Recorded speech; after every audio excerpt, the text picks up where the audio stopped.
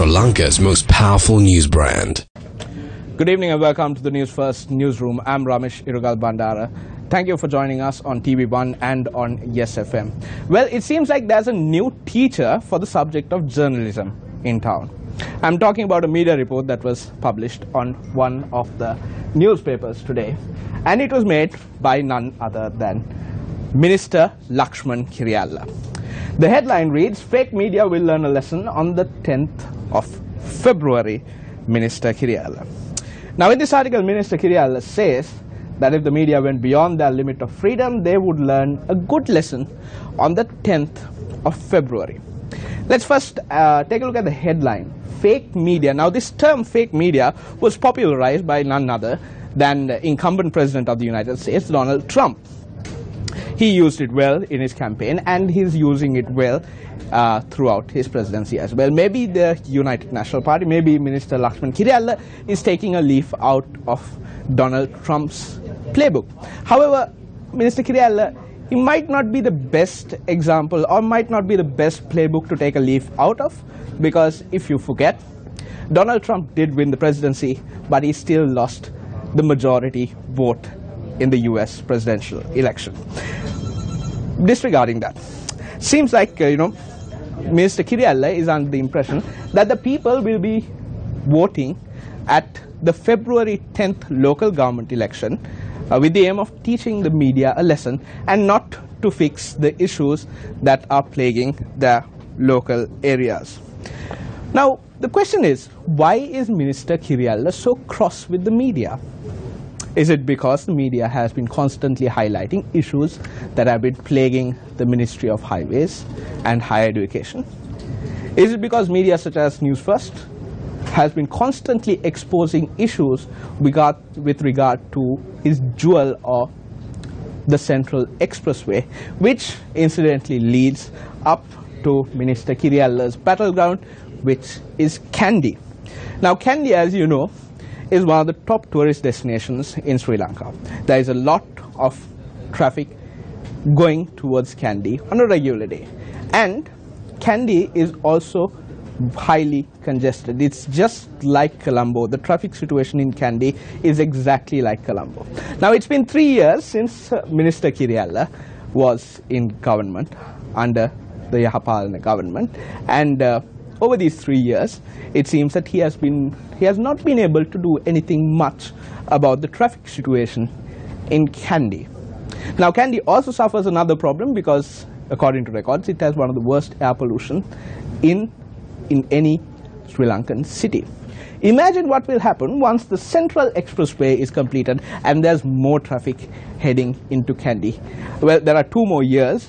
Let's hope that Minister Kiriella can do something in the remaining time period at least to ease the traffic situation in Kandy once the Central Expressway is built. Now, to be very frank, it's not that we oppose development. We stand for development. But what we do oppose is corruption. What we want is transparency at all levels when involved in a transaction, and especially we hold our ministers, our public representatives, to a high standard. Because if you remember correctly, these ministers came into power 3 years ago claiming that there was fraud and corruption and malpractice rampant in the previous administration. So if they also resort to the same things, then there is no point in the people bringing about a change on the 8th of January in 2015. Now, let's focus on the Central Expressway, as I said earlier. Now we know that the Central Expressway is being built in 3 phases. One from Kadawatha to Mirigama, the second phase from Mirigama to Kurunagala, and the third phase from Potuhara to Galagedara. Now, the second phase of this expressway was given to local contractors and was funded by loans obtained from local banks. Now that's a lot of money that has been tied up from the local banks and put for this project. That means that these local banks cannot invest in other SMEs and cannot help the growth of other industries in Sri Lanka. Now the kicker is phase number 3. Phase number 3 is being developed with a commercial loan from Japan. It has a very high interest rate and it has numerous hidden charges, as we have been reporting previously as well. And the tender process, well, there were a lot of doubts about the tender process as well, because people that were initially rejected eventually ended up getting these contracts. And we are talking about one company, and that is Taisei. Well, we have reported on Taisei during our previous broadcasts as well. Let's turn our attention to what the Asian Nikkei reported in December 2017. The Asian Nikkei reports that, or rather the Nikkei Asian Review reports that Taisei asked rival contractors not to bid on the maglev project. Maglev, for the benefit of our viewers, is a magnetic levitation railway system that is currently being built in Japan. Forbes reports that Japanese contractors faced big rigging claims and police raids in troubled maglev train project, and their story is also about the Taisei Corporation. Now, we cannot forget the visuals that you saw earlier, that the collapse of a tunnel under which Taisei was constructing. As you can see the visuals there, the sinkhole that was created in Tokyo during a construction carried out by them. Now, Taisei in Japan has criminal charges brought against them for bid rigging by the Fair Trade Commission of Japan. It's on the verge of being blacklisted, and that is who we are dealing with regard to the third phase of this Central Expressway. Now, we have, it all circles back to this report. We have a small message for Minister Lakshman Kiriella, if you're watching. Minister, we know a lot more than we are revealing. We know how the locations were decided for the expressways. We know how roads were constructed in places like Hantana in violation of environmental guidelines in order to have roads leading up to certain individuals' properties. We know how luxury cars were brought down under certain construction firms for the benefit of certain persons. We know all these things. As a minister, your obligation is to serve the people before trying to teach lessons to others. Maybe you are thinking on a grand scale when you're operating on the Central Expressway. Maybe you have forgotten what the common man goes through. So for your benefit, here's a glimpse of what the common man goes through. As usual, Thittawalgolla Primary School in Dambulla today saw its doors open to yet another generation of first graders on their first day of school. But the lack of a roof over their heads to protect the tabs due to be presented by the Education Ministry is the real problem the parents of these children face. Today, these parents dropped their children off at a temporary shack. The school, built in 1934, consists of only 2 buildings and it's the only school in the village of Thittawalgolla. මගේ කුඩා දරුවා මේ ඉස්කෝලේට බාර දුන්නේ අද ඒ වගේ හරක් ගාලා වගේ පඩුවක් අදලා ලොකු ඉස්කෝලවල සෙල්ලම් මඩුවක් වගේ අද අපේ කුඩා දරුවන්ගේ පන්ති කාමරේ පත්ලා තියෙන පාත්මේ අපේ පුංචි දරුවා අද මුලින්ම පාසලට පැමිණියේ මේ වගේ මඩුවකට පැමිණෙන්න සිද්ධ වීම ගැන අපිට ගොඩාක් කනගාටුයි. Meanwhile, villagers expressed their anger over the state in disrepair of the road leading to the Puttanagama Vidyalaya in Anuradhapura. Previous protesters closed the Putlam road, but when we protest, the authorities say that they don't have enough of money. But we are ashamed. Everyone in Parliament, including the Prime Minister, have been caught for the bond scam, but they are acting like it's a drama. These people have stolen millions and billions, but say they can't address the problems faced by parents in getting this road repaired. Now, even though they said that they don't have money to repair the road, everyone from the Prime Minister down are thieves. This isn't us saying, it's them. Parliament has stolen so much. Not even a child can go and watch proceedings anymore. All of them are shouting, thief, thief, and make enough money for generations. They break into the central bank or do something but don't have money to make a road. When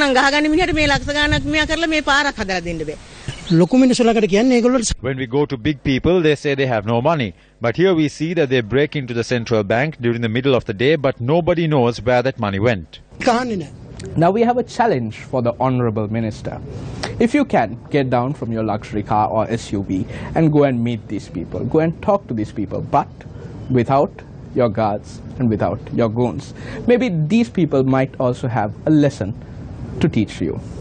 Now, when I was listening to the voice cuts, there was talk about the Bond Commission and the investigations of the Bond Commission. There is a certain article that caught my eye this morning, and that is this: government seeking IMF advice to structure the central bank.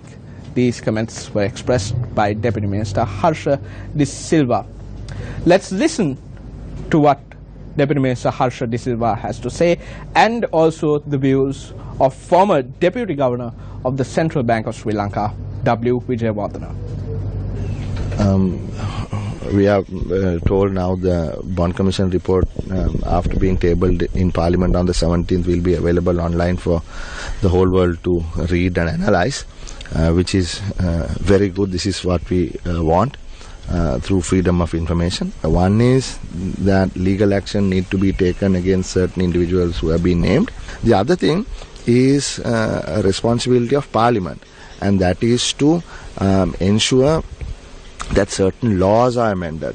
The President said this, particularly the Monetary Law Act and also the Registered Share Ordinance. In the Monetary Law Act, there are 4 major issues that need to be looked at. That is the mandate, then is the governance, third is the autonomy, and the fourth is accountability. Therefore, we invited the International Monetary Fund. We had discussions yesterday with the resident representative of the IMF, and we requested that they help us to make these necessary changes as quickly as possible. And what they told us was that they have already been working on these same issues. And in fact, IMF and the central bank has been working together for several decades, and we hope that we'll be able to move this activity forward quickly. The Monetary Law Act was enacted in 1949 based on the principles of central banking that were prevalent in the world immediately after the Second World War. After that, the Act was amended from time to time, but it had never been updated. Therefore, there's a necessity that the Monetary Law Act should be now updated. A new Act has to be introduced so as to show the reflect the current thinking of central banking. One grey area in central banking is that in the existing Act, the Minister of Finance has been given vast powers to abuse the money printing power of the central bank. For example, if the ministry is unable to raise sufficient revenue to meet its expenditure program, he can always get the central bank to print new money and finance his expenditure program. But the result is that the increase in money supply in the country would generate inflation. For the benefit of our listeners tuned in on Yes FM, those were the views of Dr. Harsha De Silva and Dr. W. Vijayawardena, former Deputy Governor of the Central Bank. Now, all these discussions are taking place in a background where the Presidential Commission of Investigation on the bond issuance submitted their report to the President, and the President made a special statement regarding this. Now, what we just heard, this is of course positive news coming out of the Central Bank after the Central Bank bond issuance controversy. Now, staying on this subject, President's Counsel Hemantha Warnakulasuriya appeared on Newsline this morning and shared these views on his current thoughts on the bond investigation and what he thinks the Prime Minister should be doing. My position is, if you take the noble principle of democracy and liberal democracy and the standards maintained in other countries, Ranil Wickremesinghe should have resigned from the post of premiership until this entire investigation is over. Until he should agree to appoint, get the President to appoint acting Prime Minister for a short time until this investigation is over. Therefore, therefore at the moment, there's so much of pressure being made. Do you know for us, when the first, even when the report was out, report not out, extracts of the report and the evidence was given to the Treasury Department, to find out whether there was any civil liability. But this report, this whole dossier of files given by Mr. Nagavat, then the DIG, then the DIG of CID or DIG or the director of CID, and hand it over to the department. The department sent it to Mr. Suhada Gamlat, the Solicitor General. Now what did he do? He found, first reading of it, he found that a huge scam. And then what did he do? He opened a criminal file to investigate and charge criminally all those people are responsible, including Arjuna Mahendran and Aloysius. And then he sent that file to a junior officer. Then what happened? Then nothing happened. When there was no return, when he questioned, he found that the then Attorney General, Mr. Ranjan Vijay, has taken over the file, changed the character of the file, made the confidential file, and just left it. So this clearly shows the amount of pressure brought on the Attorney General by the government in order to safeguard themselves, in order to safeguard the perpetrators of this scam. This never happened. Now, Mr. Varun Kulusoria also expressed views with regard to the COPE investigations into bond issuances done in 2015 under D.E.W. Gunasekara. With regards to this, an English daily reported today that an ambassador of a prominent nation stationed in Sri Lanka may have had a hand in dissolving parliament back in 2015. As you can remember, when the COPE that was led by D.W. Gunasekara completed its report on the bond issuances, before it was able to table their findings in Parliament, Parliament was dissolved. Now this English daily claims that an ambassador of a certain country could have played a role in this decision to dissolve Parliament as well. As of now, we are not sure for the reasoning behind this move. Let's listen to what President's Counsel Varun Kulusoria had to say this morning. The moment there was a disclosure that Arjuna Mahendran came to the Commission and mentioned the name of Ranil Wickremesinghe and said that he did this on the instructions of the Prime Minister Ranil Wickremesinghe, that it was sufficient for Mr. Wickremesinghe to take immediate action. But what did he do?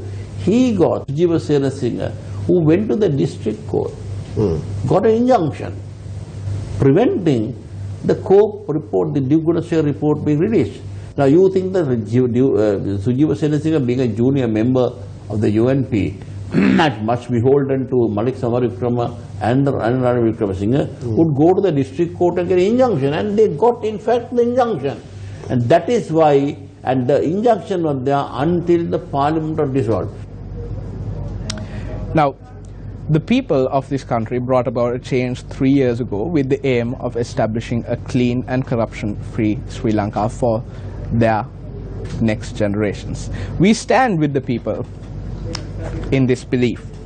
Before we end our simulcast on Yes FM and send you back to the TV1 studio for the rest of the news, let's listen to what Minister Dayasiri Jayasekara had to say. I'm Ramesh Rugal Bandara. This is Minister Dayasiri Jayasekara. When there was a massive force in the country against the government, the UNP did not have a leader. If they did, they could have moved forward by appointing their own leader. However, they failed to do so. This is exactly what they did back in 2010. They brought Sarath Fonseca from outside and made him the presidential candidate. In 2015 also, they did not have a leader to compete for the presidential election. If they had someone, they could have competed by themselves. However, since they did not, they appointed the General Secretary of the SLFP at that time as their leader during that period. Now, if they are thinking that the president must act according to the whims and fancies of the United National Party, I do not think that is fair, because they jointly appointed the president to correct the mistakes. The UNP jointly appointed him as the head of the state. Now they are continuously attacking him. The opinion of the UNP regarding the Bond Commission is absolutely wrong.